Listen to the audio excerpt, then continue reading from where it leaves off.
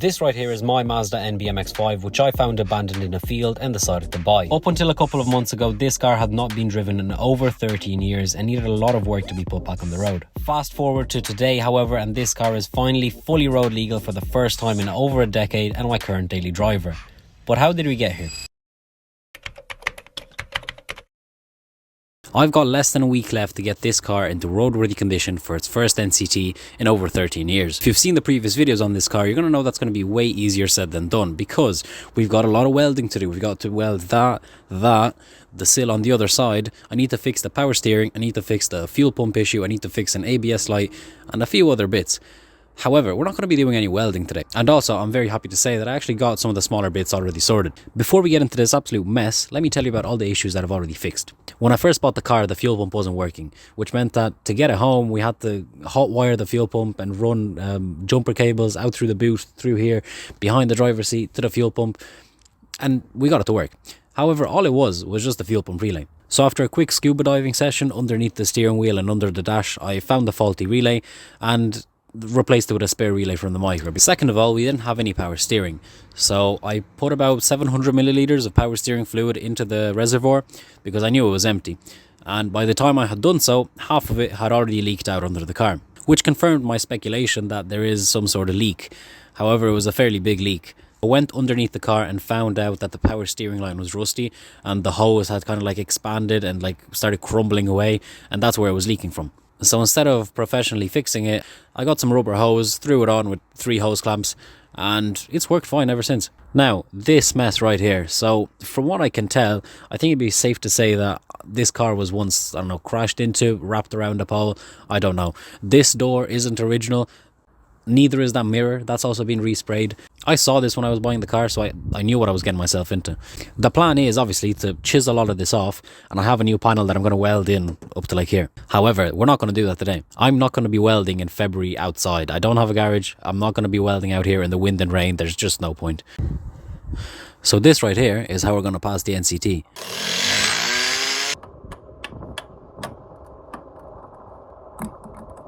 So I've tidied up the cuts on this big section up here.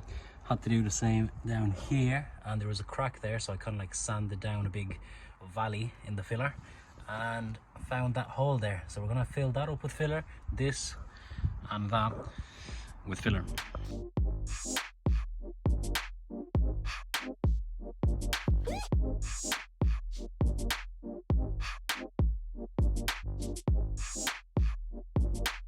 Now, this is stupid, but I've put tin foil in that hole to stop the filler from going like inside the sill. So we're going to tackle these 2 spots now.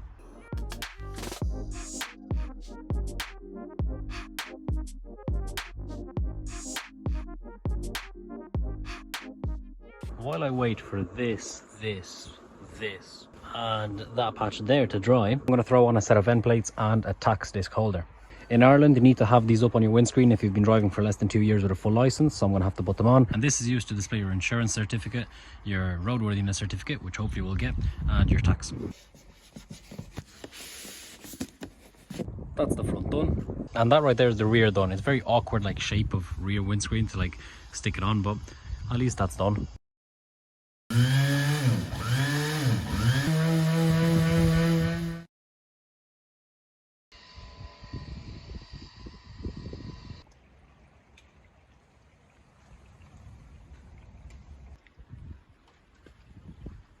Alright, so it's not really looking great. I've got about like 5 hours left until the NCT. I still need to do an ABS sensor, a crank position sensor. I want to change out the spark plugs, and most obviously of all, I need to take care of this right here. And obviously, as I said that, it has now started to rain. I have a new ABS sensor right here. I've tested it. It is good, and when I plug it in, the ABS light goes off. Removing the old ABS sensor was interesting to say the least. Bro, I snapped that bolt yesterday. I'm here like cutting and drilling it out. I drilled it out, went to tap the new hole, and check this out. I've now snapped a tap in there. That's absolutely brilliant. Anyway, I got an ABS sensor and a crank positioning sensor off someone near Wicklow. Turns out they actually seen my videos before, so if you're watching this, thanks very much for selling me those parts. I have now fitted the ABS sensor in here. However, I wasn't able to like properly tap the hole, so I've actually just used like a nut and bolt, which was a bit of a hassle, but that's done. There we go, so that's turned off. That is absolutely lovely. Next up, I'll be spraying a bit of this stone chip protection paint on the part of the sill there to give it a bit of texture and essentially just hide the fact that that's filler. As I admire my look and wait for the paint to dry in this absolutely lovely weather, I'm going to go ahead and change out the crank sensor. While there wasn't anything wrong with the crank sensor initially, I did break it. Then I tried to glue it back together with epoxy and it didn't really work. And now the car's like cutting out power every now and then. There's supposed to be like less than 1 millimeter of clearance here. I think that looks about right. While under here, I've also remembered that I'm missing a bolt from my alternator. Now, because I won't be able to find a replacement bolt within the next 3 hours, I've put the under tray on, I've put the wheel back on, I've put the car on the ramps. I'm going to roll it down.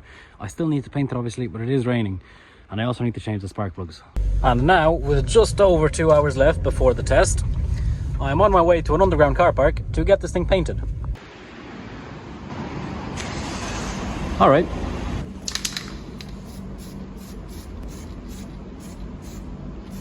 And while the paint dries, I'm going to go ahead and change the spark plugs.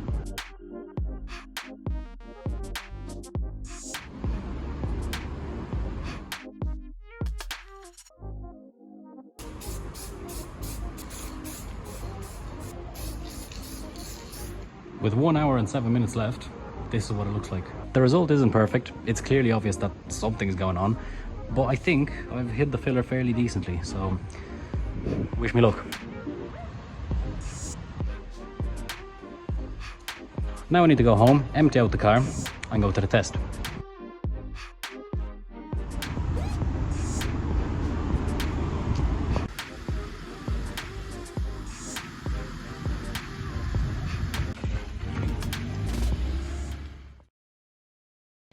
Right, so we failed, but it's actually really not that bad and I'm not surprised at all. Both front tyres are from 2004. The left rear, the tyre is actually decent, but it's from 2014. And on the right rear, it's got some fairly decent cracks on it as well. As for emissions, I think I failed because I'm just a bit of an idiot. I took off the mid pipe between like the manifold and the cap and then put it back on without like changing the gaskets, and now I do hear a small exhaust leak.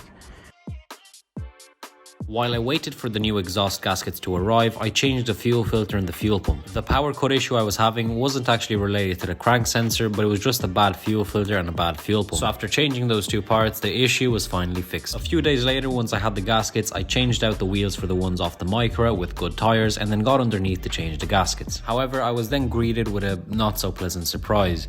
My catalytic converter had melted and disappeared, which meant I had to wait another week and spend another €100 or so on an aftermarket catalytic converter and then install it to the car. To get the exhaust off, I had to undo this brace under the subframe, which went exactly as you would have expected. Once I had the exhaust out, I took it into the shed, cut it in half, welded some V-band clamps onto the original part and on the new catalytic converter, and then put it all back on the car with the new exhaust gasket. As a finishing touch, on the day of the test, I put in some fuel additive to potentially help with the emissions, and then I drove to the test center. I'm not going to get into too much detail about how my slave cylinder decided to give out essentially as I was driving to the test center, and I had to clutchless shift my way there and back home. However, after all of that work, we finally passed the test. It's been a couple of months since I filmed that video, and since then this car has been my daily driver. Since then I have also gotten a full fresh set of tyres on the front and obviously the rear. However, they have been getting quite a bit of action regardless. Two small bits done to the front, including that square plate over there, and I changed out the old rusty grille with this new stainless steel one. And since summer is almost here and the weather has been absolutely lovely recently, I have taken the hardtop off and replaced my old vinyl soft top with this new but used mohair soft top. It's got a little bit of a fix here and it does leak here during heavy rain. However, I can do this now.